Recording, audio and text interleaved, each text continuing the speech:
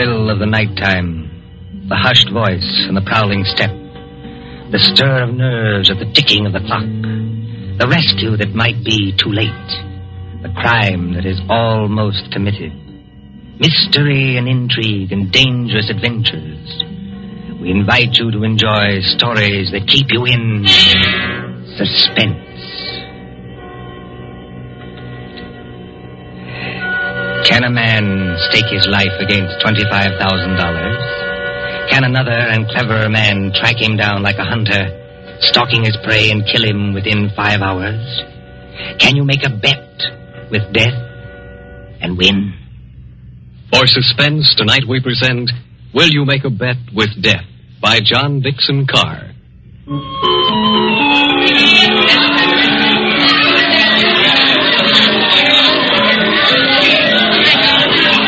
Coney Island on a summer day. There's the beach, bright colored with bathing suits. There's the boardwalk, all straw hats and summer dresses. There's the Ferris wheel and the roller coasters. There is all humanity eating hot dogs and having a good time. And over there, beyond that souvenir shop, is the haunted mill. You get into a little boat. You float through a narrow tunnel into the dark while witches scream.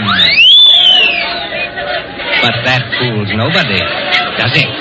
There couldn't be any real terror, could there? While the bands are playing and the crowd goes by and... Ladies and gentlemen, a unique attraction. It hurts me to see you stand there and miss this. Only 10 cents, 1 dime, the 10th part of $1 to go through the old haunted mill and get the thrill of your life. An overstatement, if you ask me. 1 ticket, please. Did you say 1 ticket, lady? That's right, 1 ticket. What's the thrill? Beg pardon, lady? I said, what's the thrill? Lady, the gals who come here with their boyfriends don't have to ask that. 10 cents, please. This way and mind the gate. Thank you. Step right up, ladies and gentlemen. Get your ticket for the old haunted mill, where ghosts will walk and corpses... Give me some tickets. Hurry. Just a minute, young fella. I know you want to get into the old haunted mill, but there's plenty of time. How many tickets? I don't know. You better give me 10. 10 tickets. Do you hear that, ladies and gentlemen? Here's a young fella who likes the old haunted mill so much he buys 10 tickets. Don't call everybody for attention. Listen, I've got a better idea. Whatever boat comes after mine, yeah, I'll give you an extra $1 to send that boat through empty. Now, what's the matter, son? The cops ain't after you, are they? No. It's nothing like that. Will you do it? Well, money talks, young fellow. Okay, go ahead. Isn't there an empty boat here? Well, really? You've got such a great objection to riding in the same boat with me? Oh, I'm sorry. I didn't mean that at all. Don't misunderstand. Then you'd better get in if you want to go. This boat's starting to move. Yeah, I better sit down. You certainly had.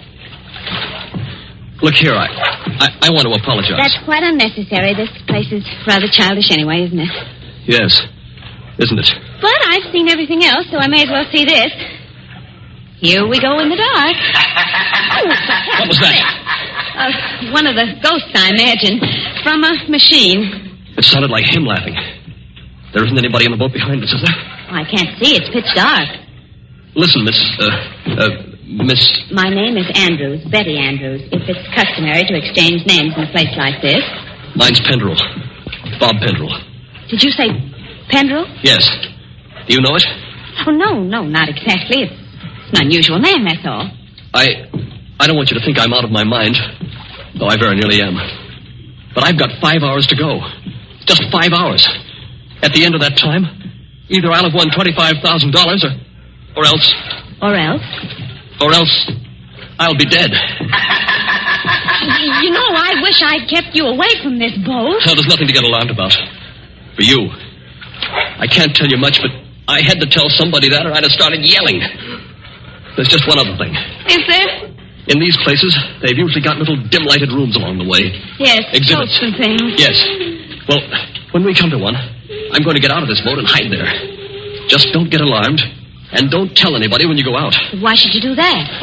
I think I see a light ahead. Well, there is a light, but... Dim, too. That's all but the good. Yes. We're coming around the corner.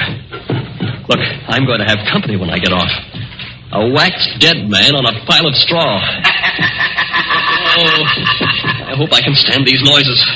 Goodbye, Betty Andrews. I wish we'd met at a different time. Mind the boat! Here!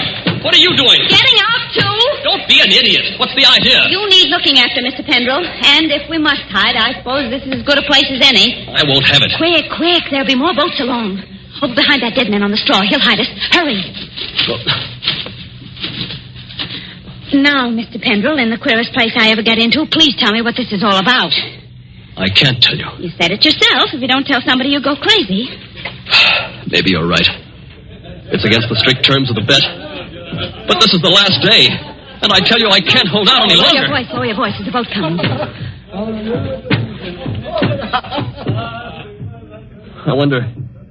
I wonder if you ever heard of my stepfather, John Destry. Yes? I imagine everybody has. He's a millionaire, and I'm not. I'm just a chemist. An analytical chemist. Not very successful. So if I'd had time, if I'd had money, I might have worked out a process that would have... Well, I think it would have helped in the war. But he's got money. Yes, he's got money. Well, my mother died years ago. This Destry's a big, white-haired, fine-looking fella. You'd think butter wouldn't melt in his mouth. He's got an apartment in the East 60s, secretary, I never met her, valet, cook, that kind of thing. Well, he used to invite me there. I wouldn't go. Then he got hold of a book I had to have. A German work on chemicals. So I went. After dinner in that study of his, over the brandy.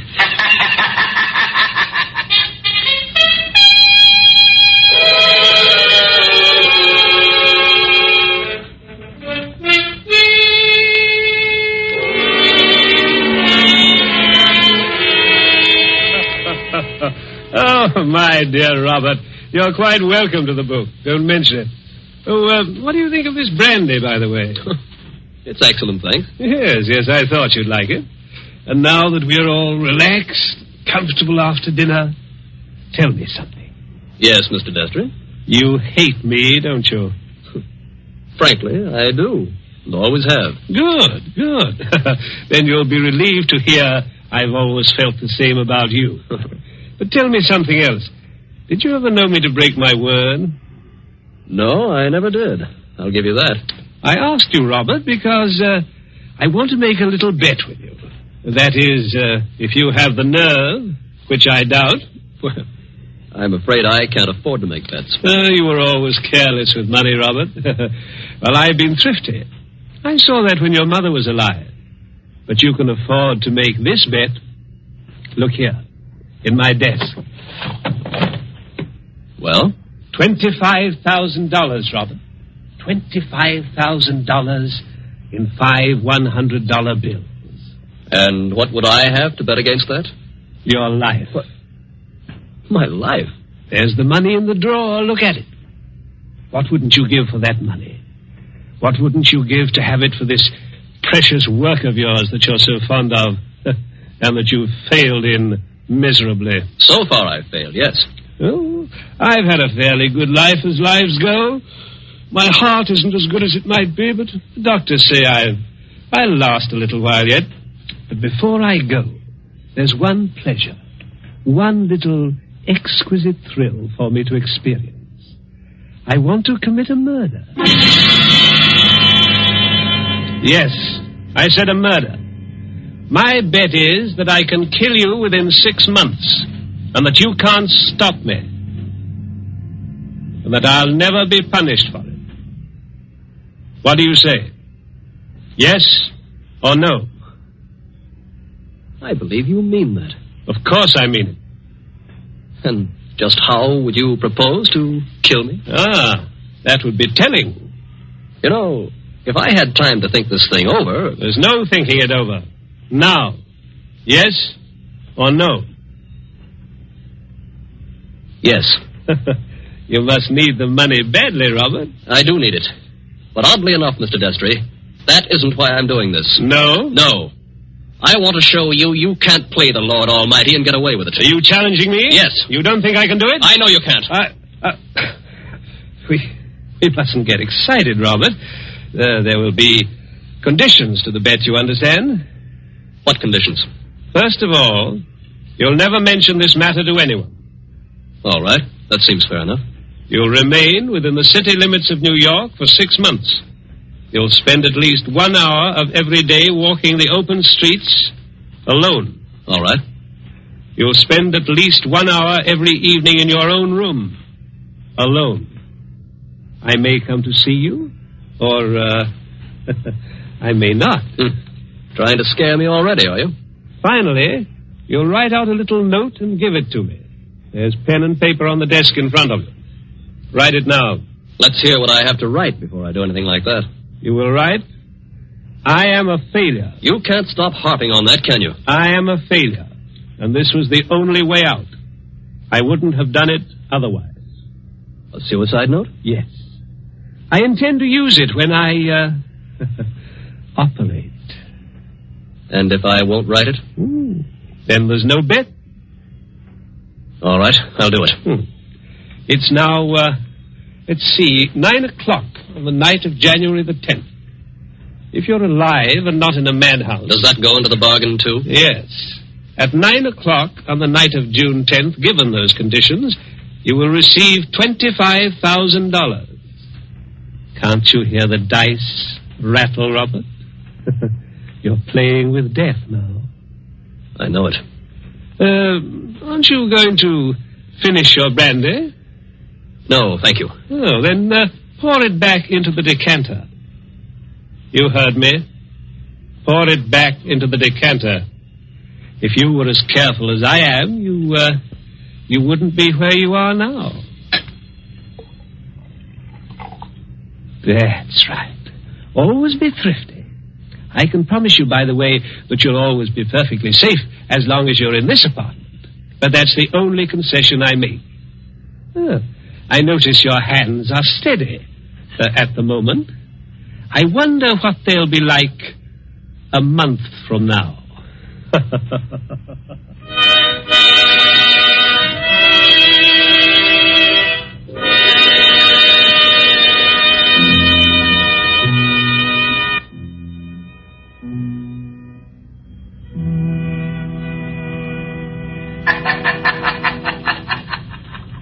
So you were fool enough to make a bet with John Destry. Listen, Betty, I want to tell you what else happened the same night. I got on a Fifth Avenue bus and started to look through that book that Destry gave me. It was a book that I wanted about poisons. Well, just as I opened it, I felt something sharp prick my fingers. I looked down, and my hands were covered with blood. He had sewn safety razor blades in a line down the inside edge of the cover. Oh, no. Yeah. A little white card fell out of the book, and I read it. It said, "See how easy it is to take you off guard? Those razor blades aren't poisoned, but they might have been. Take warning." Betty, that was 6 months ago. 6 months less 5 hours of careful, refined torture. And now, I've got only 5 hours to go. What's he done in the meantime? Nothing. Nothing? I don't understand. Nothing at all. That's the cleverness of it. He's left me waiting. Expecting something. Expecting it every hour of the day or night. Once at the laboratory where I work, I opened a box that I thought was from a chemical supply house. And a Mexican tarantula, one of those furry spiders about as big as your fist, ran out across my hand. It was a toy tarantula. He enclosed a card, asking whether I didn't admire it. Bob, this can't go on. I used to think I didn't have a nerve in my body. I could hold the test tube at arm's length absolutely steady for minutes at a time. Now look at me. Don't, please, don't. But the waiting's almost over now. Walking the streets, wondering who's behind you. Sitting alone at night, listening for every step on the stair. He's got very little time left now, and he's got to do something. The question is, what's he going to do? Well, maybe he doesn't mean it. Maybe he's only doing it to scare you. And lose all that money? Oh, you don't know my stepfather. Listen. Huh? I don't hear anything. That's just it. There's no sound of running water. The boats have stopped. Then we're all by ourselves in here. Or with him. Yes. Oh, Lord, how I wish I hadn't gotten you into this. Oh, I'm all right. Or at least I think I am. I thought I saw him in the crowd outside, but I couldn't be sure. I'm seeing him everywhere. Now, Bob, just a minute. Just tell me one more thing. Did you ever see Mr. Destry, I mean face to face, After that first night? Oh, many times. He came to see you? He came to my laboratory once, yes, but mostly I went to see him. And why? Because it was the only place in the world I could feel safe. He's promised that nothing should happen to you while you were in his apartment. Don't you see it was part of the torture? Night after night he'd invite me, and I'd go. Right up until last night. Last night. We were in that study of his, with the devil masks on the walls. And he was sitting behind the big mahogany desk.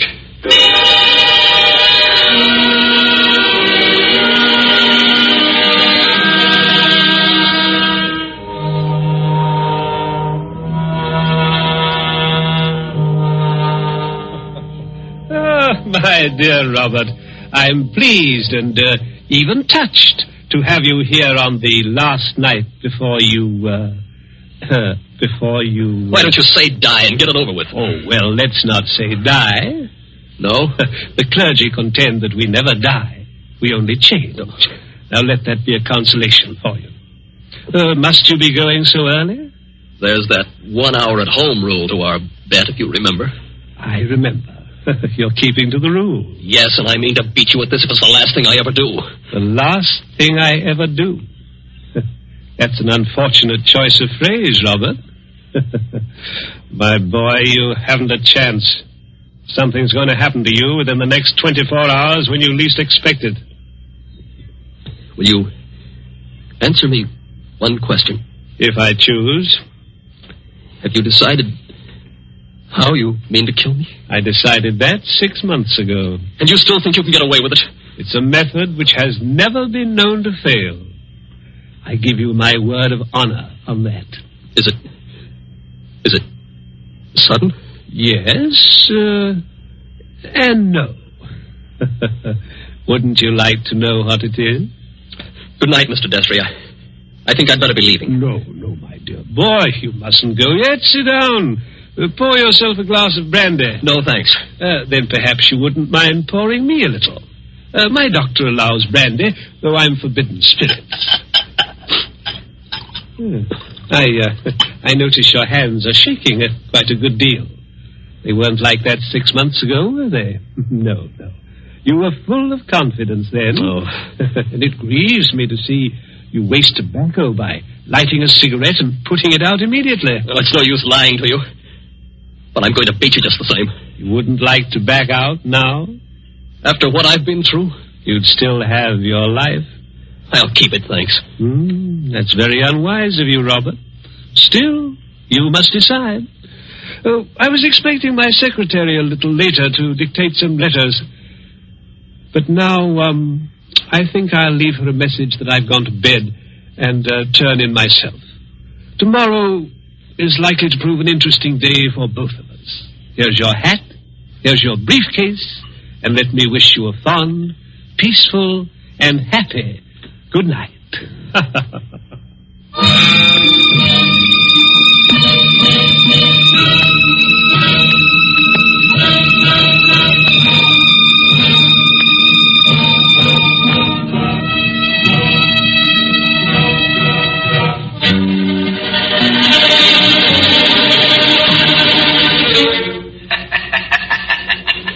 That was last night, Betty. I said I had 5 hours to go. It's less than 4 hours now. If I can keep away from the old devil until 9 o'clock. I wish those boats would start running again. Why? Because it's almost as spooky in here as a real old mill. I know. Even that whack dummy on the straw. Any minute now. You're expecting to see him move? So am I. Now, don't stand up. It doesn't matter. If the boats aren't running, we can hear anybody who comes along. I hope so. Do you think Destry's got in? Bobby can't have got in. He can't even be here. Why not? Because Mr. Destry told me. Mr. Destry told you? I'm his secretary. You know, Betty Andrews, I'm sorry it was you who did this. Did what? You can't guess, can you? Oh, Bob, I didn't come here to trap you or spy on you. If that's what you're thinking, I swear I didn't. No. You only got me to tell you the whole story and lose my bet. I haven't heard a single word you said. Bob, please believe that. He didn't send you here, of course. No. And of course you never saw me at his apartment last night. No, I swear I didn't. I got there late. He'd gone to bed. I didn't even take off my hat or gloves before I left again. Don't you understand, Bob? I hate him, too. I want to see you beat him. You've got to beat him. You mean that? Look at me and see if I mean it. Betty, I almost believe you. You must believe me. And Anything else? we better hide behind that dead man. Hurry. Those boats have started up again. I wish I could tell you, Betty, what that means to me. Come on, hurry. Wait a minute, you two. But Stay just where you are. where's that voice coming from? Along the tunnel, I think. But it's not Destry's voice. No, it's a man standing up at a boat. He's coming around the corner. I can see him now. Hurry. The old haunted mill, eh? My golly, if this ain't some place to make a pinch, I never heard of one. What do you mean? Make a pinch? Just what I said. Your name, Robert Penrell? Yes. Who are you and what do you want? Police headquarters. You're to come along with me. I want to see you over in New York. About what? I wouldn't know, lady, but it might be about the murder of John Destry. Oh, no. Did you say the murder of John Destry? That's right. Somebody poisoned him last night with mercury cyanide. I wouldn't have got you at all, maybe, if the barker outside there hadn't thought the cops were after you to start with. Betty, Yes, Bob? he's beaten me. He hasn't beaten you. Oh, yes, he has. And I know now the weapon Destry was going to use in killing me. What weapon? It never fails. The electric chair. You mustn't talk like that. Don't you see? He never once intended to kill me in the way I thought. Are you coming quietly, Mr. Penrell? Just a minute. He's poisoned himself. But he's left evidence to show I did it. He's killing me the worst way possible. He's won the bet. The money doesn't matter now. If I'm in the death house for murder, what use have I got for all the money in the world?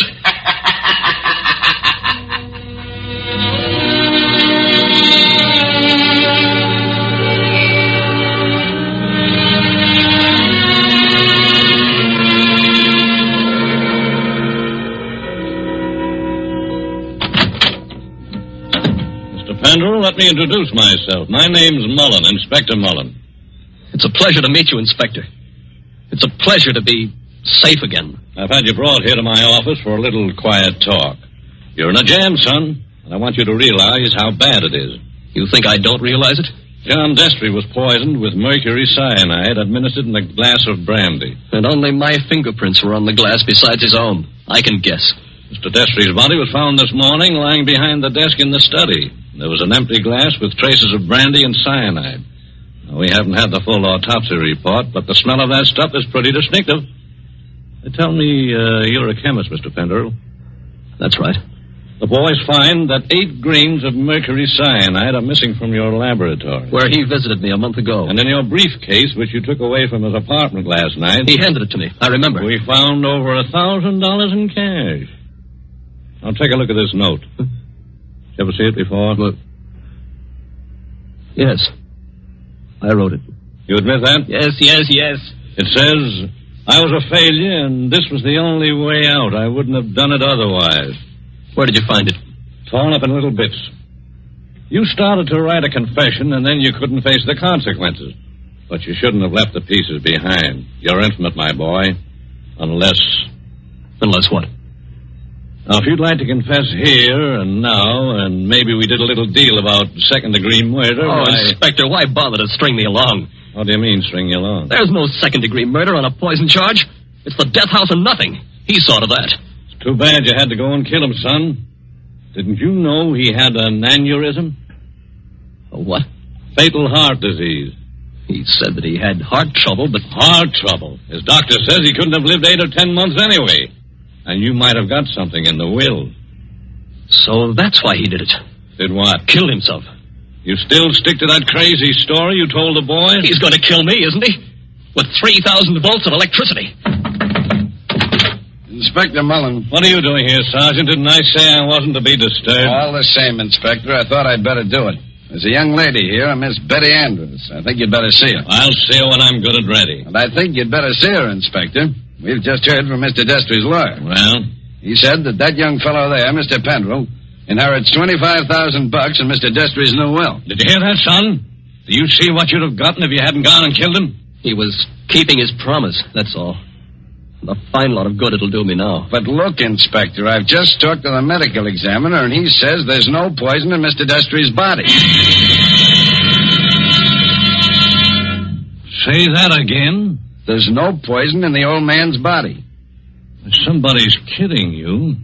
An empty glass with the smell of mercury cyanide and a dead man with a congested face behind the mask? What did kill him then? Well, you'd like to listen to Miss Andrews, Inspector. She's right here now. I think you'd better listen, Inspector. I've been trying to tell you all afternoon. Go ahead, Miss Andrews. I've been over and over it. But until they got the medical report, nobody would listen. Can you tell us what killed John Destry? Yes. Poison killed him. But the sergeant's just been saying there was no poison in the body. Inspector, will you listen? I was at Mr. Destry's apartment late last night. Well, so what? You didn't kill him, did you? The servant said he'd gone to bed. So I looked into the study to see if there were any instructions. Was Mr. Destry dead then? I don't know. I couldn't see his body because it was hidden behind the desk. I didn't even learn he was dead until late this afternoon. But I did see a full glass of brandy. A full glass, did you say? Yes. So I picked up the glass and poured the brandy back into the decanter. That's what he always made us do. And I didn't leave any fingerprints because I was still wearing my gloves. And that was the same glass you later found empty. But you still are not telling us what was the poison that killed John Destry. It was the poison in his own system. He worked out this plot to convict Bob Pendrell. Only just as he stretched out his hand to drink the cyanide... Inspector, I think I see it. It was his last great hour. He couldn't resist such gloating as he'd never known before. That's it. His heart wouldn't stand it, and he fell dead behind the desk. And I think, if you study the expression on his face, you'll find he died laughing.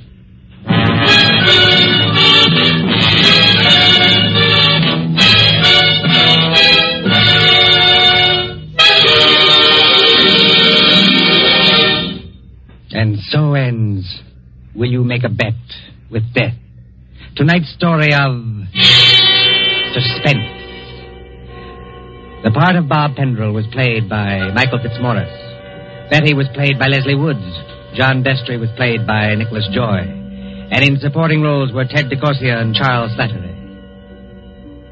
Again next Tuesday at 9:30 p.m. Eastern Wartime. A story dedicated to the thrill of the nighttime, the hushed voice, and the prowling step. Another adventure in Suspense. William Spear, the producer, Mark Slobe, the director in the absence of John Dietz, and John Dixon Carr, the author, are collaborators on Suspense.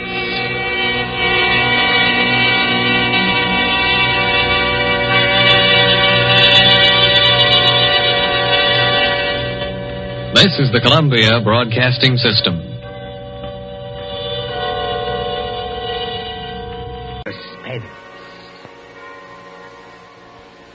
For Suspense, tonight we present Menace in Wax by John Dixon Carr.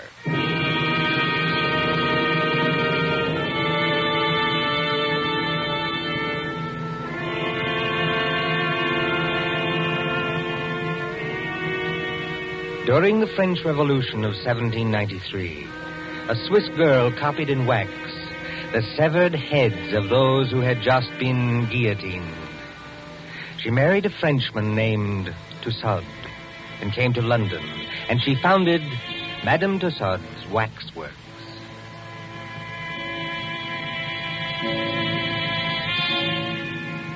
There it is, still in Marylebone Road, near Baker Street Station. Not the original building. That was destroyed by fire. But it remained untouched when a darker shadow than revolution came to England. And they plastered high explosives all along that road and hit the cinema next door. We are going to London under the bomber's moon.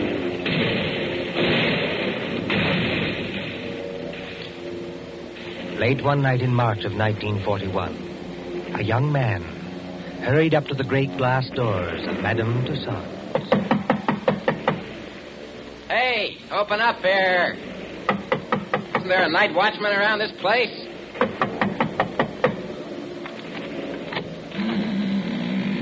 There is, Governor, and I'm him. Now, what do you want at this hour of the night? My name is Rogers. I'm from the Daily Record. Oh. If you let me get inside, I'll show you my press card. Didn't you get any orders about me? Well, maybe I have at that. Oh, you're the bloke who wants to see the Chamber of Horrors. That's right.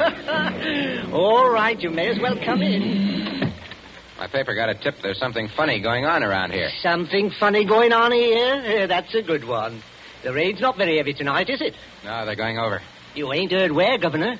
We got a teletype flash. There was the Midlands. Lord lummy, and I've got a sister in Birmingham. Oh, why can't she come and stop in a nice, safe place like London? There's the Regent's Park guns opening up again. My two teeth rattle and shakes the hats off the dummies' heads. You know, this chamber of horrors is getting to be popular tonight. You mean there's been somebody here before me? Yes. A woman? That's right, Governor. About 5 feet 2 inches tall, very pretty. If you like 'em, brunette and big-eyed and a phony French accent. No, Governor, no. This was only an old lady that lost her handbag. Oh, thank the Lord for that anyway. Now then, what is going on around here? Well, I don't know, Governor. You'll have to ask Pearson about that. Who's Pearson? Oh, he's the bloke that's the watchman down there. He's old and he imagines things. He phoned your piper. Have you got an electric torch? Yes. Then go straight on through the marble hall and down the stairs on your left. And don't speak to the policeman, 'cause he's wax. Yes, that's the way, Governor. That's the way to the Chamber of Horrors. Thank you.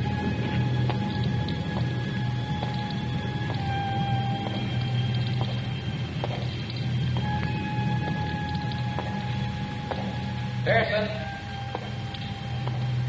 Hello, Pearson. Pearson. Yes, sir. Huh? You're looking for me. Oh, I didn't see you there. I must have thought you were one of these wax dummies. Ugly dim light, isn't it? Yes. Rogers is my name. I'm from the Daily Record. Oh, yes. I'm glad you came over. I phoned your paper myself. Maybe I'm just imagining things, but... Oh, I don't blame you. This place would make anybody nervous, especially during an air raid. Well, sir, it's all right as long as you don't get to imagine they're watching you. Oh, and do you? Oh, yes. Sometimes. That's the gambling group in the center there. Uh-huh. What's that thing over there? That's the famous guillotine. Oh, wait a minute, old boy. You're not trying to tell me that's the original guillotine. No, that was burnt in the fire. Madame Tussaud bought it from Sanson, the executioner. Let me tell you something, Mr. Rogers. What? Years ago, this is straight, a young French woman came in here. There was nobody else in the place. She thought it'd be great fun to say she'd put her neck in the same guillotine as Marie Antoinette. So she climbed up on that platform. She snapped the little wooden collar down round her neck, shutting herself in. All of a sudden, she realized she didn't know which spring controlled the collar and which spring controlled the knife. Oh, good Lord, she didn't... No. But they say she went crazy. They say she screamed and screamed. What's that? I'm sorry. I didn't mean to scare you, but sweet mama, I'm so scared myself I cannot help it. Susie. Oh, no, not Susie. Susie? You make it so it rhyme with floozy. That is not nice. Why, you little devil. I ought to turn you across my knee. What are you doing here? And will you forget that French accent? You're driving me crazy. You know this young lady, sir? Do I? She works for my paper. She's haunting me. Oh, Bert, that's not nice. I like the way I talk. I only try to give you ideas. That's just what I mean. Now take your arms from around my neck. She's French, sir. Her mother came from New York, like I did. She's got some funny ideas, accents, and disguises. So I dress up as an old lady, and I come along, too. That is clever, no? Definitely no. But I go into what I think is the ladies' room, and there is Jack the Ripper. I'm so scared I almost kick the ghost. Whatever else you do, miss, for the love of heaven, put out that cigarette. It is not permitted? It is what they are most afraid of in this place. Fire. If you vouch for this young lady, Mr. Rogers... I don't vouch for anybody. But go on now. What's all the mystery here at Madame Tussaud's? You see the group over there? It's called the Gamblers. That 3 men and a woman in 18th century costume sitting around a table playing cards? Yes. And about once a week, when the lights are out... Yes? Those dummies do play cards. Is this a publicity trick of some kind? Oh, no, sir. Then what's the game? I'm not crazy. I know they don't actually do it, sir. What I want to know is who changes the cards round in their hands and why. Well, could anybody? Anybody from the outside, I mean, get in to change the cards? Oh, yes. There's a back door. But why would anyone want to break in here just to change those cards around? Mon cher Ben, écoutez. Listen, I have made a discovery. Listen, if you're going to talk, speak English. Or better yet, just keep still. But I have made a discovery. This card game. What about it? It is crooked. Here is a man which has 2 deuces of hearts in the same hand. Listen, Susie, I don't give a... Wait a minute. Let's have a look at those cards. I give you ideas, yes? Susie, for once you're right. And look here. 2 of these players have all the clubs and hearts. The other 2 have all the diamonds and spades. Susie, how many letters in the alphabet? 26, no? And twice 26 is... 52. The number of cards in a pack. Give me a pencil, Susie, quick.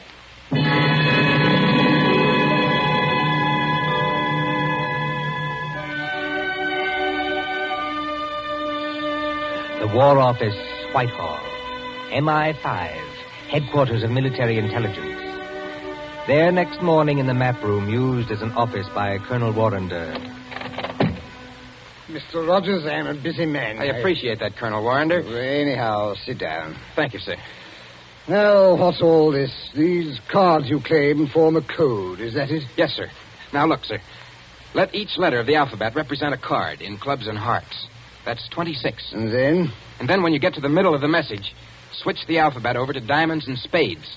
Then you won't keep on repeating. Now, will you read what I've got written on this piece of paper? Jack of diamonds, Q. 3 of clubs, F. Well, that doesn't seem to mean much. Well, never mind the cards, Colonel. Just read the letters. Q, F, A, C, T, O, R, Y. Yes, sir. Q Factory. Go on. Just a moment. What is that infernal noise? Johnson Burroughs. Don't bother with that, sir. Just read the message, please. Oh. Q Factory. 10 p.m., 15th. Today's the 15th of March, Colonel. Oh, all preparations made. Use dive bombers. I see.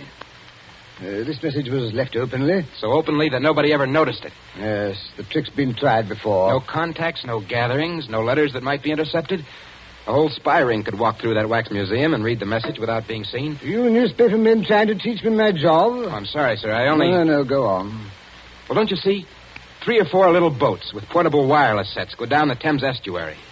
When they're beyond pursuit, they send that message by radio. Somebody listens. And it's no secret in Fleet Street, sir, that Q Factory is out in the wilds of Gloucestershire. It's no secret anywhere. And that we're making the Shaftesbury bomber out there. So tonight, unless we do something about it, they're coming over and bomb Q Factory to blazes. That's impossible. Why? Or can't you tell me? I can tell you this much. Yes, sir? Q Factory is so well hidden that even our own pilots can't find it from the air. That's one objection to this message. Any other objection? Yes, this talk about dive bombers. Dive bombers in a night attack. What's the good of a dive bomber if he can't see its objective? Well, suppose somebody showed a light. He'd be shot dead as soon as he showed it. Every inch of country for a quarter of a mile around the factory. A quarter of a mile, Mr. Rogers, is patrolled day and night. Well, just the same, they're going to have a try at it, sir. How? I don't know how. Then, if you'll excuse me, Mr. Rogers... Well, listen, Colonel Warrender, will you give me a pass to go down there to the factory? Certainly not. No one's permitted to go there except the workers. How is the place defended? There's a night fighter station nearby, and several batteries of 4 3.7 guns. Then give me a pass to the fighter station or to the gun post. That's a legitimate newspaper request. Well, I might manage a pass to one of the gun posts here. Then you'll do it? Well, what on earth is that infernal row? It sounds like somebody locked up in a coat cupboard. Yes, as a matter of fact, Colonel, it is somebody locked up in a coat cupboard. A young lady, so-called. A young lady? Who locked her up? I did. And just what the devil do you mean, sir, locking up people in coat cupboards in the War Office? Well, she's a bit excitable, Colonel. I thought that she'd better not see you. Oh, thanks for the consideration. There's just one other favor I'd like to ask. As well? If she asks you for a pass, don't give it to her. Don't give it to her under any circumstances. What's her name? Susie Dubois. You're rather too late for that, young man. The Public Relations Office granted her a pass 2 hours ago. What? Oh, A woman to an anti-aircraft battery? This is what we call a mixed battery. Women on the guns as well as men. She said it would make a good human interest story for the press. I must say I agree with her. One moment, Mr. Rogers, before you go. Yes, sir. That gun post is fully 2 miles from the factory. You can go there, but if you take one step further, you'll be shot on sight by our guards. I warn you. I'll be careful, Colonel. I'll be careful.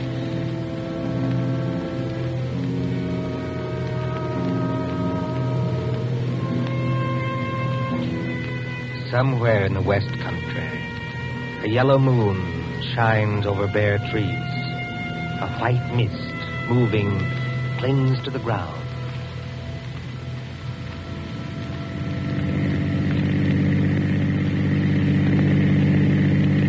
Susie, are you sure we're on the right road? Mon cher, they have taken away all the signposts in case there is an invasion. I know that. But I follow the map. The map cannot be wrong. We've been driving for hours. Must be... Yes, it is. Nearly 9:30. Half an hour to go. Trees, and still more trees. Look, there's a break in the trees ahead. It will be open country in a minute. Yeah. That's funny. Look how deep the leaves are here on the road. But one thing I tell you, just between you and me and the bedpost... Gatepost, Susie. The term is between you and me and the gatepost. And speak English. I am speaking English very well, thank you. I do not need your help to be pure. All right. Now, this map... Well, what about it? It say we should go through a lot of villages. Mitford, Archidine, and Saffron-Weeville. I have not seen any villages. Did you say Mitford? Oui, monsieur. Susie, let me have a look at that map. Come on, hand it over. But what is wrong? It is a perfectly good map. Yes, Susie. It's a fine map. It's an excellent map. Only it's a map of the wrong county. I have made a mistake? No? I don't even believe you can read. This is a map of Barsetshire. We should be somewhere in Glebeshire. Now, where in the devil are we? We're at the entrance to some kind of clearing with leaves on Hello it. What was that? Hello there! Somebody calling us. And if we're in forbidden area... I see him now. Where? He's behind us. He came out of a white cottage back there. He's a big, heavy man with a mustache. Never mind the mustache. He's wearing some kind of a uniform and he's got a rifle. You think he plugged us? No? I think it is not unlikely. Get out those War Office passes of ours. Wait. Good evening, my friends. Good evening. Can you tell me... No, we don't mean any harm. Can you tell me what time it is? Oh. What time it is? Yes. Oh, yeah. It's, 28 and a half minutes past 9. Thank you. I will keep you covered while I set my watch. There. My next question is, would you like me to shoot you both? No. Listen, Mr. McAllister. Captain McAllister. That's right. Well, Captain, this girl, she's been reading the wrong map. You see, we don't even know where we are. You're in Hollywood Forest, my friend. Hollywood Forest? Is that good or bad? And you don't know what's just beyond the edge of this clearing? No. There's a big open space of 1/4 mile. In the middle of that open space... Q Factory. We're right on top of it. Then you have heard of Q Factory, my friend. Captain McAllister, we're from the War Office, and we've got passes to prove it. Let's see the passes. We were trying to find gun site number... I've forgotten the number. But it's here on that card. You've passed the gun site. 2 miles back up the road. All right. Here are your passes. What are you going to do to us? I'm not in the regular army. You can thank your stars I'm not. I'm forestry preservation. Oh. You are not going to chuck us in the cooler, even? No. Now turn that car around, get back along this road as fast as you can. If they fire at you, as they probably will... Oh, I wish I am home. Pray no, Mao, I wish I am home. Well, then hope for the best. My watch had stopped and you did me a good turn. Well, hurry along. Hurry.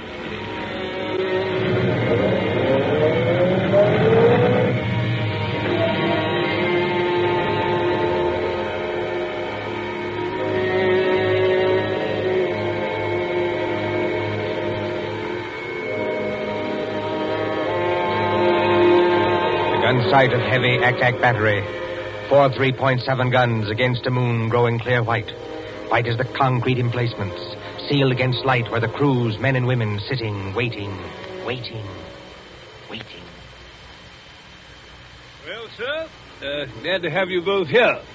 But this idea of yours about dive bombers attacking a blacked-out factory in the middle of a forest is rather fantastic, don't you think?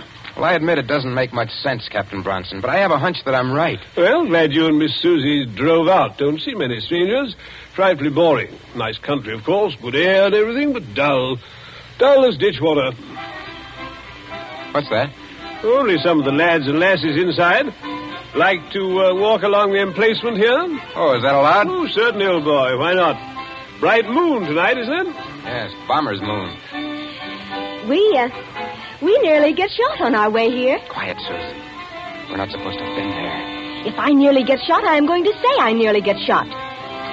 It was a man which is called, McAllister. Oh, old Mac, huh? Very decent sort, Mac. He's a tree doctor. A what? Tree doctor. Got to have wood, you know.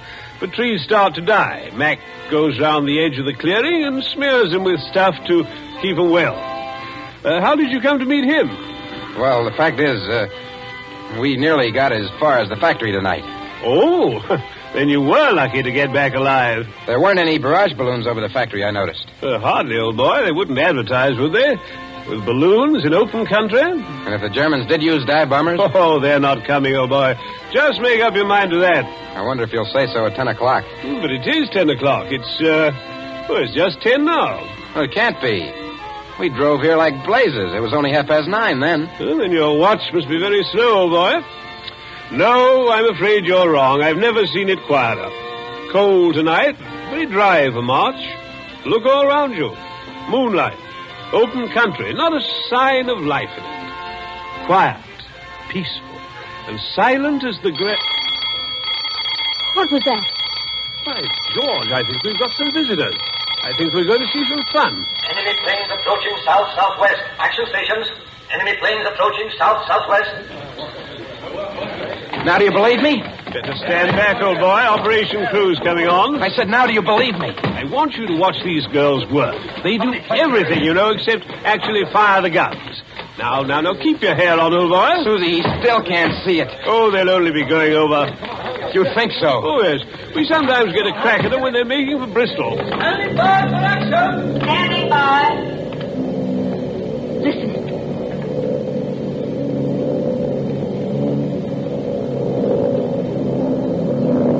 I have heard that noise 1,000 times, but every time I hear it, I get sick. Well, they're flying ruddy low, you know.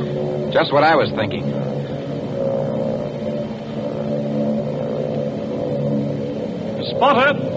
Spotter!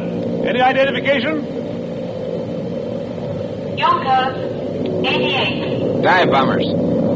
Height, 5,200. Now, look here, you two newspaper people. Yes, sir?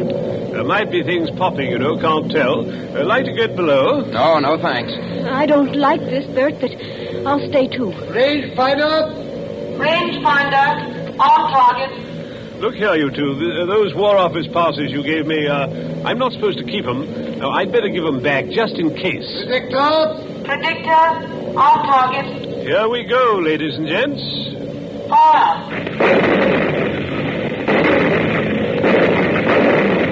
Stand by. Predictor on target. Fire.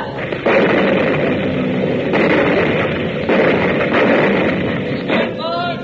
Predictor on target. Headquarters message, sir. Fire. Yes, Corporal? Hold fire. Night fighters taking off. Hold fire. Night fighters taking off. Hold fire. Message understood.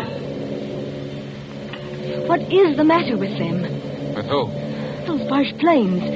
They're still a good way off, but they don't come any closer. Must be going over after all. They're circling. I think they're waiting for a signal. Anyhow, here are your War Office passes. You seem to have got them all smeared with oil. Oil?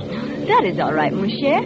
When we get them back from Captain McAllister, they have oil on them. I think maybe he dropped them on the leaves, because there's oil on the tires of the car, too. Then I think how always in this we meet things that burn. At Madame Tussauds last night, they would not let me smoke a cigarette in case of fire. Fire. That's it, fire. What's the matter with you, old boy? Why did that fella, way out at the end of nowhere, want to know what time it was? Are you scatty? McAllister, you told me so yourself. He goes around the edges of the clearing and smears the trees with stuff to keep them well. Well, what about it? Suppose it was crude oil. Suppose between each tree he laid an invisible fuse of dead leaves soaked in oil. I don't understand. In 30 seconds, a complete square of fire runs around the limits of the factory grounds. That draws the bombers in. Then as the flames blaze higher, they've got enough light to dive on their target. There. Our night fighters are letting loose. Brunson, I see it all now. Come on. We've got to get to that tree, Dr. McAllister. It's a matter of minutes.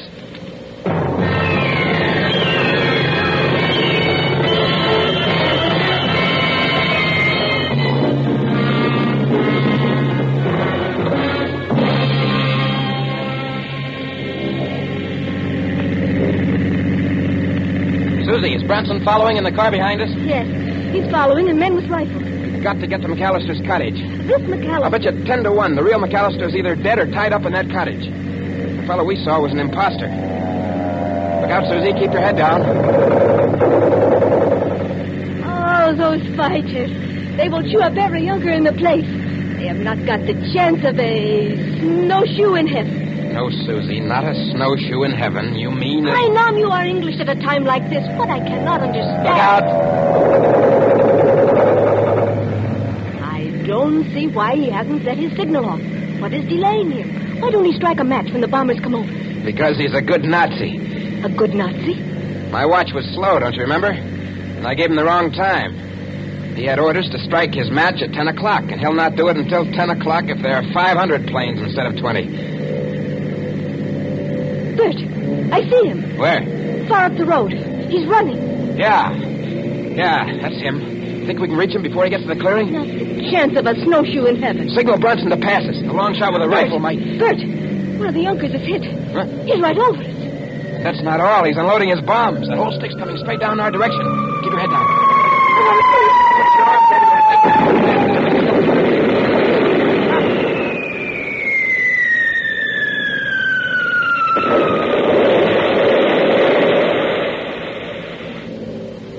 Are you all right? I don't feel hurt. Now, this is a dirt road. The bomb sank too deeply before it exploded. We didn't catch the blast. Come on, Susie. McAllister was just ahead of us. Come on, let's get out. We can't drive any farther. This road is full of bomb craters. Wait a minute, Susie. There's McAllister. He is dead. Yes, Susie. Killed by a Nazi bomb. Look, on the ground. What are those two white cards? Oh. They're all smeared with oil. It must have fallen out of McAllister's pocket just before he got hit. Let's see. What do you know? What are the cards, Bert? 2 tickets for Madame Tussauds Waxworks. I'm afraid our friend's never going to get to use them. Not the chance of a snowshoe in heaven.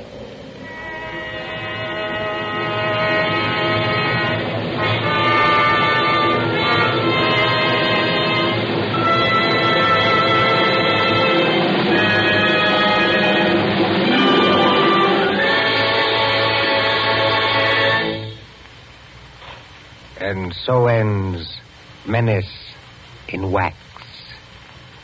Tonight's story of Suspense. Columbia presents these stories of mystery and intrigue and dangerous adventure for your relaxation and enjoyment. Next Tuesday, there'll be another in this series. Same hour, 9:30 Eastern Wartime. William Spear, the producer. John Dietz, the director. Bernard Herrmann, the composer-conductor. John Dixon Carr, the author. Our collaborators on Suspense.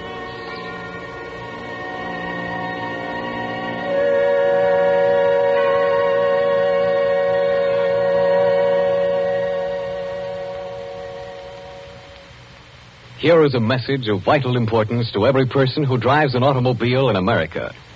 There is wide misunderstanding about gasoline and rubber, and the government wants the following facts brought to everyone's attention.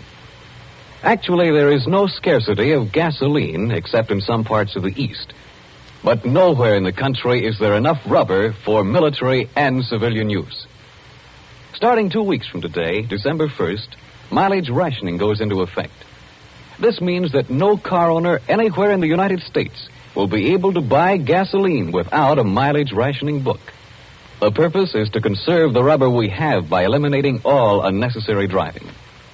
When we think of the tremendous distances our mechanized army is traveling in North Africa and the long road to victory that still lies ahead, this extra effort on our part is slight indeed. Remember, everybody is going to have mileage rationing, so why not be prepared? The best way each of us can save rubber is by sharing our car with others. Let one car do the work for 2 or 3. So why not arrange with the neighbors tonight and start sharing the car tomorrow? It's the one real, important contribution that every automobile driver can make. Don't be a lone rider. Share your car and do your share for victory. This is the Columbia Broadcasting System.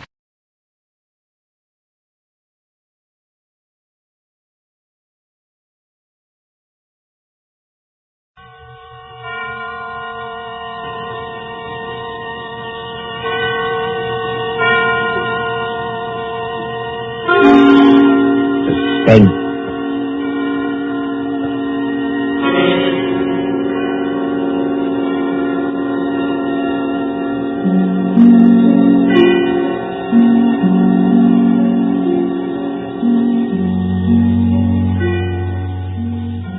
The hushed voice, the prowling step in the dead of night, the crime that is almost committed, the stir of nerves at the ticking of the clock, the rescue that might be too late, or the murderer who might get away.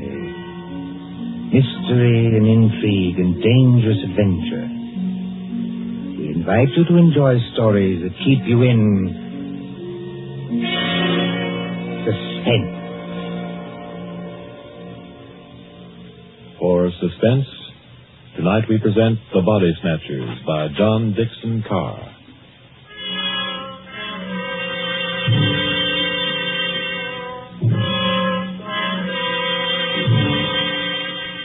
Beware of the body snatcher who prowls after dark.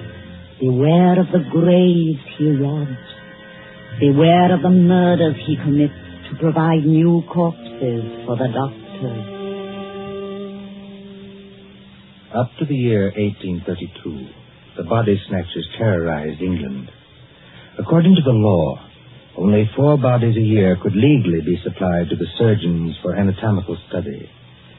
And even these were a monopoly granted to the Barbers and Surgeons Company of London. But the study of surgery had to go on. In hundreds of medical schools all over England, perfectly reputable doctors were compelled to buy bodies and ask no questions. In 1828, burst the scandal of Burke and Hare, who found grave robbing too slow and murdered 16 persons in order to supply Dr. Knox of Edinburgh. And so, out of basic good purpose, sprang the evil of the body snatcher.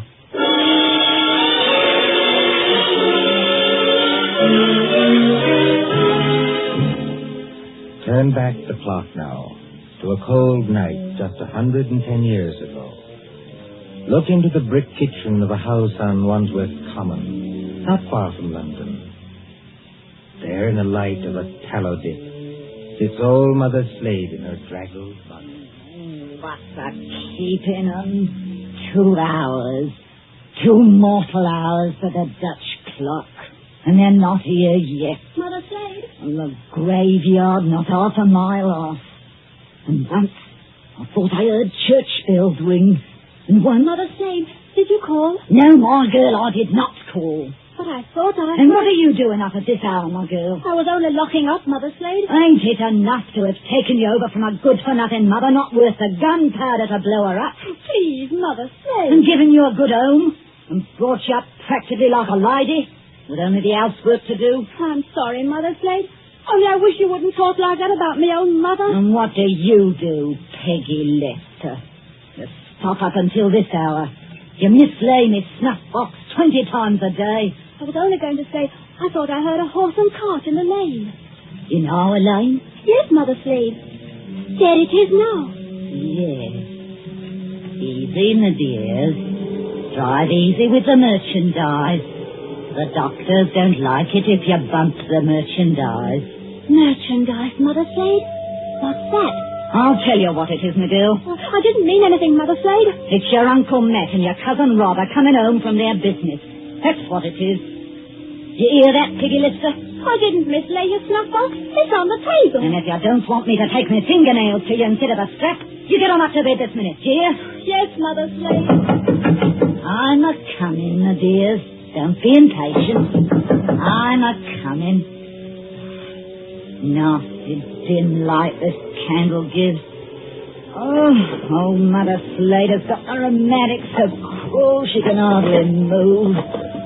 Just pull back the bar, open the door. Well, Matt, did you get it? Did we get it? Strike my blind, but that's a good one, ain't it, Rob? Go to gad, Corder. Get inside and close the door. They ain't after you. Ain't they? Can't you hear anything? Thought I heard church bells. More like a perishing funeral bell if you asks me. Take it easy, Rob. Take it easy. We've shaken them off. Have we? I wish I was as certain as some people. The spades and sack is still in the cart. Let them stay. Who's a-coming to find them? Then you didn't get it after all, you thick-skulled pair. Now, don't you start a blaming us. Yeah, you shut your potato trap, Mother Slade, or that'll make you shut it. What happened? I'll tell you what happened. We was too quick, that's what. The girl was only buried this afternoon. The sooner the better, my dear. What's the good of the merchandise if it ain't fresh, eh? You hold your noise and listen. We left the horse and cart outside like we always do. We creeps up to the lich gate of the churchyard. Walk softly, Matt. Walk softly, Rob. In your oily beaver hats and neckcloths, under the starlight and the white frosted elms. Take care of the graves, too. Spring guns may be set in some of them to protect the dead from marauders. And if the coffin is one of those new iron ones, all your labor will be in vain. Open the gate softly. Haven't made such a bloody row with them shovels. I can't help it. I'm loaded down with all this stuff. Oh, and who'll do all the work when we do get there? I will. Matt. Aye? Listen. I can't hear nothing except your teeth are chattering. Matt, there's other people besides us in this here churchyard. Aye, 200 or 300 deaders. But they won't bother us. I mean living people. Don't talk so. Somebody's got a dark lantern. I've seen it flash past the gravestones. Oh? Where? Can't you see it now? It's coming straight toward us. Yes, I see him. Come on. They've seen us, Matt.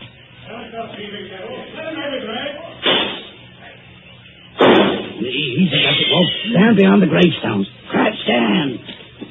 They can't shoot through stone. Matt, it says here, sacred to the memory of... It's the girl's relatives. They've been watching her grave. Oh, strength. If only I had my Barkers. First time in 2 years I've gone without a brace of pistols, and this happens. But you ain't got your Barkers, Matt Patterson. I got what's just as good. Give me a shovel. What are you going to do? Charge 'em. This here shovel's got a nice edge. Are you daft? They'll have to take time out to reload, won't they? Hear that? Somebody started the bill. That'll bring down every peeler within a mile. If you want a tithing ticket and a neck in a rope, stop where you are. But if you don't want to get scragged before your time, follow me. That's all there is to it, Mother Slade. He went out by the gate and blow me if they could stop us. You perishing numbskulls. Did they recognize you? No. We had our neckerchiefs around our eyes. And did you do it? I don't know. There's blood on the shovel. No, there ain't, Mother Slade. I wiped it off. Anyway, we're here. What I want now is a Christian fire to sit by. And a drop of spirits to warm my stomach. There's no spirits in the house, Nat Patterson. Don't you lie to me, you ugly mouth. Let go of your hand, Nat Patterson. I'm warning you. Better let it go, Matt. Yeah. There's no spirits. Only half a loaf of bread. Don't I know it? I haven't tasted a drop of gin all day. And the black dog's on my back. Well? Hark at what I say. The doctor was promised a corpse tonight. All right, dearie, he gets a corpse tonight. There's that funeral bell again. What's the clock, old hag? Come on, spit it out. A nice young corpse without any trouble or bother. Aye. What about young Peggy upstairs? Strongly blind. What about it, eh? You'd have to be mighty careful. Why? You'd have to smother her with a pillow while I sit on her legs. That's what broken hair done up in Edinburgh. Then you don't leave any marks on them. See? You're off a tick, wait. What? If the doctors see they've been polished off, just plain murdered, they won't have nothing to do with it. Leastwise, they don't like it. Like it or not, dearie, they all do. Who's buying the beef tonight? Dr. George Arnold. Him? The young fella out pulling weight? That's the man, dearie. But I thought he was too pious and holy to play. That's what Dr. Arnold thought, too, till they started putting the screws on him at Bart's College. No corpse, they said to him. No lecture. No lecture, no students. It all comes to it, dearie, sooner or later. What beats me is why they got to have these bodies. You'd think the doctors killed enough people as it is, without buying them after they was dead. Don't you question the ways of Providence, Matt Patterson. You can't do it, Matt. You can't do it, Mother Slade. You stow that noise, Bob, plenty. Do you want to wake the poor girl upstairs? But you can't do it. This Cove Arnold, he knows her. Arnold knows him. He knows Peggy. Peggy Fair worships the ground he walks on. Oh. He set her arm once when Mother Slade broke it, accidental like, and she can't forget him. What's Arnold going to think when he opens up the sack and he finds... What can Arnold do? He's bought her, ain't he? He can't go to the police and say he's bought her. Peggy, let's... Don't do it, Mother Slade, don't do it. And how do you two thickheads know what Mother Slade is going to do? They're going to kill her, ain't you? Peggy, let's... I thought I heard her moving about upstairs. You did, Mr. Milk and Water. She's on the stairs now.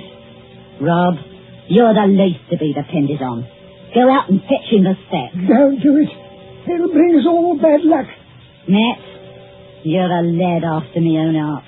You stop where you are and do just as I tell you. Trim the candle. Let's have it all nice and snug. What'll she bring, do you think? 15 guineas. Maybe 20. Maybe more. 20 guineas? Strike me blind. But this is a way of doing business that I like. Did you call me Mother Slade? That's right, my ducky. That's right, my little pet. Put your wrap around you and your slippers to keep your feet warm and come right down here to Mother Slade. I'm coming, Mother Slade. I'm coming.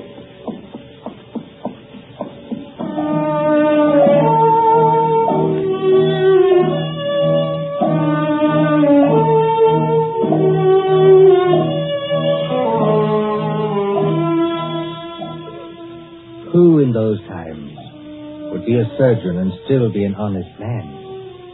At that drugged hour of the night, look into the sitting room of a spacious house. Many candles are still alight there, though they have burned down nearly to their silver sockets. There's Chinese paper on the walls, and a turkey carpet underfoot.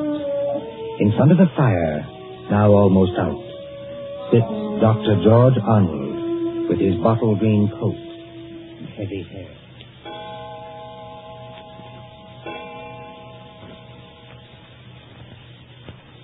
Dr. Arnold, sir. I beg your pardon, Mrs. Tancred. Dr. Arnold, sir. It's gone 2 o'clock. Yes, so it has. You've got a lecture to deliver tomorrow, and you'll be all worn out. Why don't you go on up to bed? Mrs. Tancred. Yes, sir? You're a jewel of a housekeeper. I admire you, and I can't do without you, but would you please go away and let me alone? Sure, I'm very sorry, sir. No offense intended. Stop. I shouldn't have said that. I'm thinking too much, perhaps. I'm smoking too many cigars, if you'll excuse me. Why must they keep tolling that bell at East Hill Church? Why must they keep it up all night? Well, sir, Elsie says the parson told them to do it. Elsie? Wait. Who is Elsie? Dr. Arnold, sir. I know you're always up in the clouds, mooning over books and whatnot, but I did think you'd recognize the name of your own parlour maid. Oh, that Elsie. I see. Well? Elsie says it's because of the murder in the churchyard. What murder? 2 resurrection men. Body snatchers, sir. Oh, you wouldn't know anything about such people. No, of course not. They were caught trying to rob a grave, but they got away. One of them was a horrible big fella. Split Willie Kendrick's head open with the edge of a shovel. Is anything wrong, sir? No, not exactly. Well, I thought for a second, seeing how you looked. Did they get the body? Yes, sir. It was Willie Kendrick. His head was split open with a shovel. No, I mean, did these resurrection men get what they were after? No, sir. Thank God. Oh, you may well say that, Doctor. Wasn't exactly speaking in the religious sense, but never mind. What Elsie says, there are what she calls peelers all over the place. Peelers? Yes, these new policemen. After Sir Robert Peel. And somebody from the new detective police that they're using instead of the Bow Street runners. Well, Mr. Tancred, I'm going to smoke one more cigar, and then I'm going to bed. Very good, sir. You see, sometimes you give orders, then it's too late to recall them. Whatever the medical practice is, you can't look your conscience in the face afterwards. Then, I can't tell you how or why, a miracle comes along and saves you, and you're free, What was that? Sounds like a horse and cart in the drive, sir. Mrs. Tancred. Yes, Doctor? Would you please go upstairs? Now make haste. If it's visitors, sir, or even a patient... Mrs. Tancred, you heard my instructions. Obey them. Sir, there's the front door Yes, there. I heard it. For the last time, go away. I will admit whatever visitors we have. Yes, sir.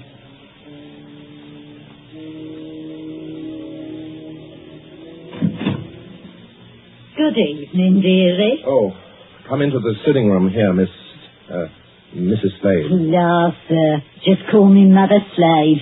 You don't hardly seem natural or friendly to hear anything else. It's a pleasure to curtsy to you, Doctor. Cool. What a lovely room. I suppose... Your candles is going out, though. One by one. Poof. Then you'll be in the dark. I suppose you've come to report failure. Failure, dearie? I understand you didn't get what you went after. Bless you, dearie. We got something just as good. Finest piece of merchandise you ever saw. You haven't got it here. Bless you, dearie. Mother Slade always keeps her word. Bring the merchandise in, my dears, so the doctor can see it. Please. Oh, of course, dearie, I forgot. The big fellow with the black eyebrows is Uncle Mac. The little fellow with the watery eyes is Cousin Rob. And between them, in that sack, they're carrying... Who is it in the sack? 19-year-old girl, dearie. Finest anatomical specimen you ever saw. Merciful If you want this here thing dumped, Governor, easy now, Matt. Why did you bring it here? That's where you told us to bring it, dearie. I mean, why did you bring it to the front door? Why not to the surgery? Only place in the house where there was lights, Governor. Hurry up now. Where do you want it? Well, take it... Yes, dearie? Take it over and put it in the cupboard there, where I'm pointing. This cupboard here, sir? Yes, then close the cupboard door. Shame on you two. Tracking your muddy boots over the doctor's lovely turkey carpet. Easy, my dears, easy now. All right, Robin. Don't bruise the merchandise. Whatever you do, don't bruise the merchant down. Right, my blind, what's the odds? She can't feel it now. Here's your body, Mr. Sawbones. Now, let's see your money. Well, just one moment before I give it to you. There ain't no itch in this, is there? Better not be. No, I made a bargain with you, and I'll stick to it. Thank you. That's uncommon genteel of you. Kindly stand back, sir. You're 2 stone of fat heavier than I am, and you don't impress me. Easy, Matt. Take it easy. I want to ask only one question. Where did you get that body? That's a question, dearie, what people in your profession don't ask. Why not? 'Cause they don't dare. That's why. Would the police be interested in where you got the body? No, dearie. Not half so interested in as where we brought it. To your house. It's your responsibility now. Yes, I suppose it is. The victim wouldn't be, by any chance, that pretty little girl you used to treat so unmercifully? You hold your noise about how I treated her. I was rather fond of Peggy. Strike me blind. I think the Sawbones... Oh, get out of this house, all of you. Go on, get out. Not without that money, dearie. It's 20 guineas now. There's money on the table under that newspaper. Take what you want, and get out of here before I... Oh, what was that? Ah, what was it? A late visitor, I imagine. Was you expecting anybody? Eh? No. Don't drop the lovely money, Rob. Don't drop it all over the carpet. Pick it up. Set it back where it is. Yes, it's the way you should have come. Through that arch and down the passage. Thank you for the run, Governor. And no games, mind you. If you know what's good for me. Good night, dearie. Remember, you've got the body now. Yes. I've got the body now. Poor little devil. Dr. Arnold, sir. In heaven's name, Mrs. Tancred, haven't you gone to bed yet? I had to get up, sir, to answer the bell. Yes, of course. I'm sorry. Dr. Arnold, what's the matter with you? Matter? You're as white as a ghost, and you're almost crying. Am I? Well, we must remedy that. It's so dark in here, I could barely see you sitting there. With candles going out, one after another. Nothing but smoke and an ugly smell of grease, and that cupboard door. What about that cupboard door? Oh, I always declare, sir, it won't keep shut without any latch or bolt. If you'll excuse the little... Mrs. Tancred, keep away from that cupboard. Dr. Arnold, sir. Are you ill or anything? No, but keep away from that cupboard. Who rang the bell? Oh, dear, I was almost forgetting. It's that man Elsie was talking to us about. What man? The officer of the detective police, sir. He wants to see you. Well, I'll see him, but in some other room, not here. It's, as you say, there's not enough light. Not a bit of it, Doctor, not a bit of it. Never too dark, as you might say, where the police are concerned. I couldn't have it, sir. He must have followed me down the hall. Are you... That's right, Doctor. I'm Stalker at your service. Inspector Stalker. Oh, how do you do, Inspector? Mrs. Tancred, you may go. By your leave, sir. I'll just get some more candles and put them in that bracket by the cupboard. It's not in use. No, you needn't trouble. Oh, it's no trouble, sir. Excuse me. First of all, Doctor, I must apologize for intruding as late as this. Not at all, Inspector.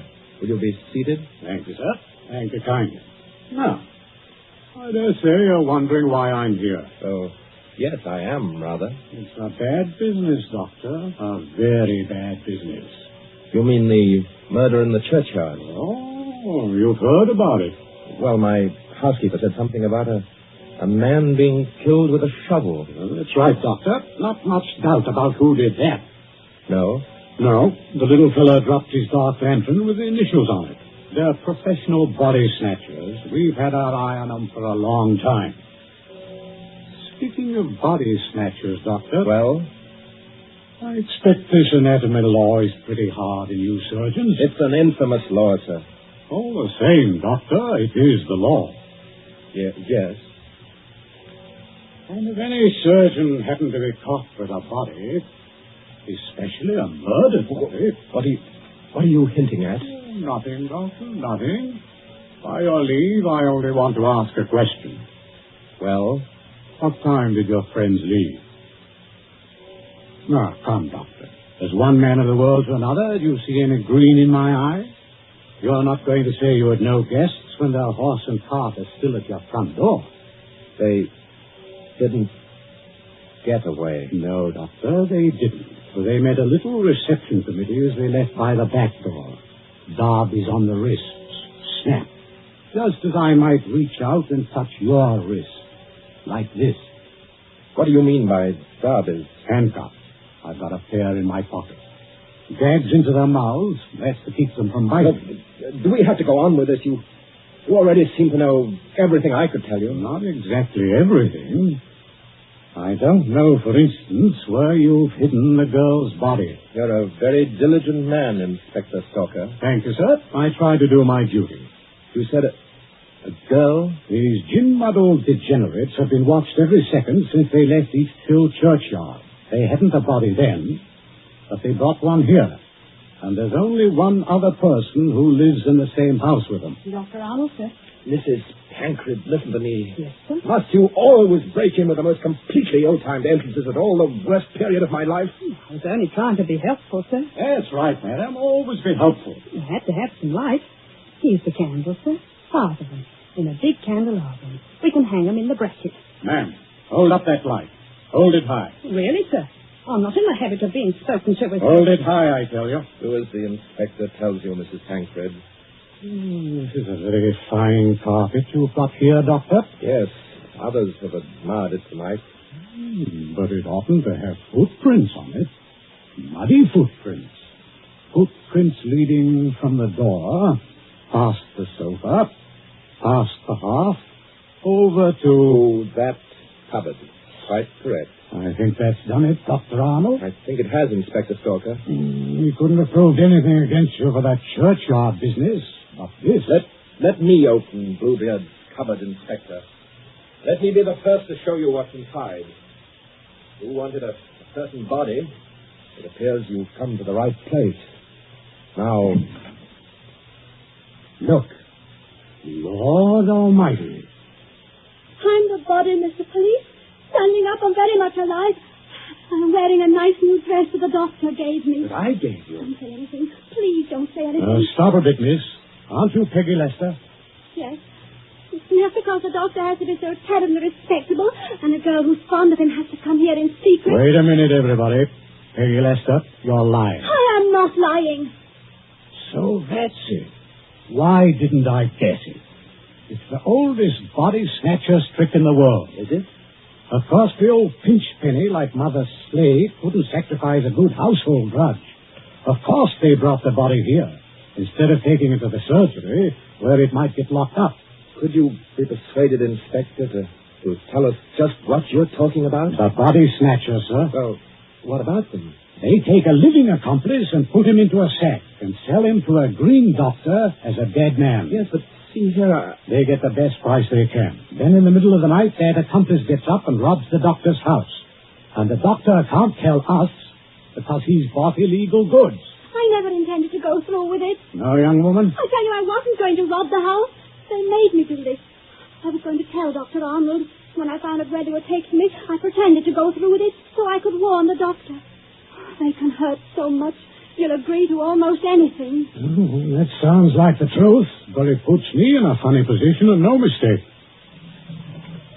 Oh, your 3 murderers, Inspector, seem to be leaving. Yes, they're leaving right enough. Trussed up like fowls and under guard. Does anybody go with them? Well, how can anybody go with them? I'm willing to believe this girl acted under threats. She's committed no crime. And I don't for the life of me see how we can touch you. Can't touch me? No, sir. And confound you for making me lose a night's sleep. There's no body. You didn't even buy a body. Will you tell me, Doctor, just what crime you committed?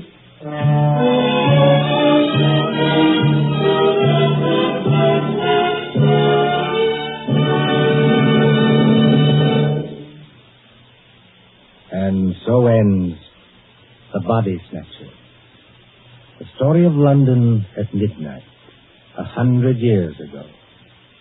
And tonight's story of Suspense.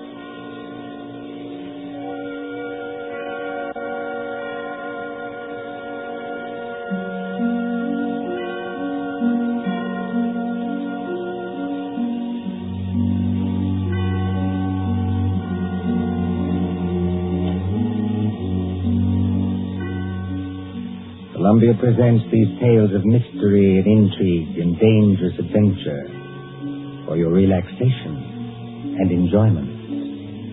Next Tuesday, there will be another in this series. Same hour, 9:30 Eastern Wartime.